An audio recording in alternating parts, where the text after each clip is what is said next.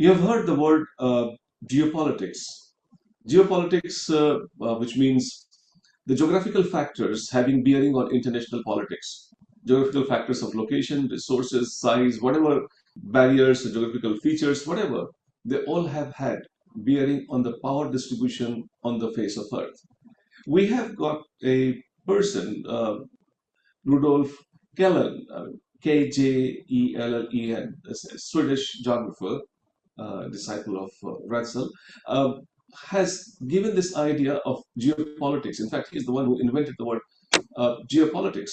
And then there are a lot of patches, places on this planet Earth, which are, by virtue of their geographical factors, are assumed to be more significant. Like Mackinder's ideas of heartland is a powerful area.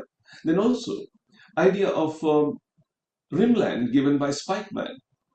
And here, both of them, be it Mackinder or for that matter Spikeman, they talk about the world island which includes uh, Europe, Asia, and Africa collectively. The world island is a major, powerful landmass, and any global power which wants to be significant in the world, they have to have some control or bearing on this. There has been in the past Germans, Russians, Americans, all have been vying to get control on this area.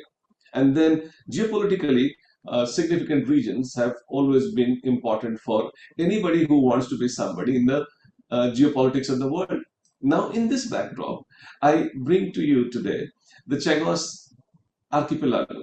Chagos Archipelago is basically archipelago. When you talk about it, is a chain of, or I would call it as a group of islands. Is called as archipelago. Chagos Archipelago is located. If you just look south of India, about 1800 kilometers south of Kanyakumari, you have got this group of islands are located. There are 72 islands, and there's suddenly so much in news these days. Largest among them, I'm sure you'll remember that, and that is Diego Garcia. Now the bell rings. Now look at the location of that island, about 1800 kilometers in the middle of nowhere in Indian Ocean. Now anybody who sits there geopolitically is so significant in terms of its accessibility to Africa, most of it, to Europe, and also towards Asia, and also towards Australia. So this is a very, very significant location globally, so to say. And then the countries have been always very, very much interested is having their base there. And then when Mauritius became independent, of course, they were not interested in 1968 to leave this Chagos. The British wanted to have their foothold.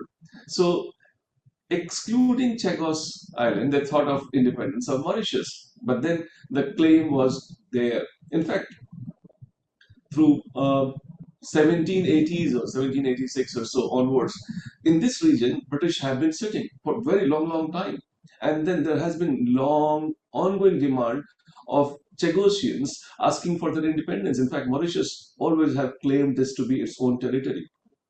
But then British were interested in counting this as BIOT, British Indian Ocean Territory. They always wanted this, and then this continued and for a long, long time. And then they have now, they in October 2024, finally have accepted that Chagos Island sans Diego Garcia. They do not want to leave. They want to have their next 99 years, their presence there, because those locations are very significant for geopolitical point of view. Geographical location is very, very significant. In fact, it's not Britain. US also got a foothold in that area. And then through the late 60s and early 70s, when US developed their base there, air base in particular, they actually depopulated the entire Chagos Island. They moved people out of those 72 islands and then made their base there. Today also they have a base. I would imagine that until 2036, Britain has got an agreement with Americans to let their base be continued, and then God knows it may be extended further. So now what we have got, the entire archipelago, all the islands except Diego Garcia has been handed over back to Mauritius, to whom it actually belonged, because India has always been on the side of Mauritius. Whenever they demanded the rightful claim on these set of islands, India always supported them. And then this all the 60s and 70s efforts of Chagosians being evacuated from that area was definitely resented too, or globally they were renounced.